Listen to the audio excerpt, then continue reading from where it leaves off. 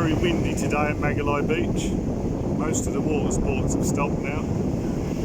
We had some real good fun bodyboarding out there today. Took quite a battering. It was quite calm this morning, a bit of a swell, but it's certainly picked up now.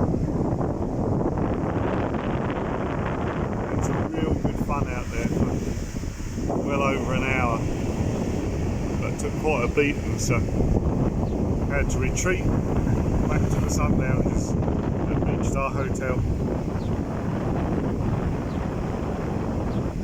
I'm filming this from the little bridge over the Stinky River. It doesn't actually smell too bad at the moment.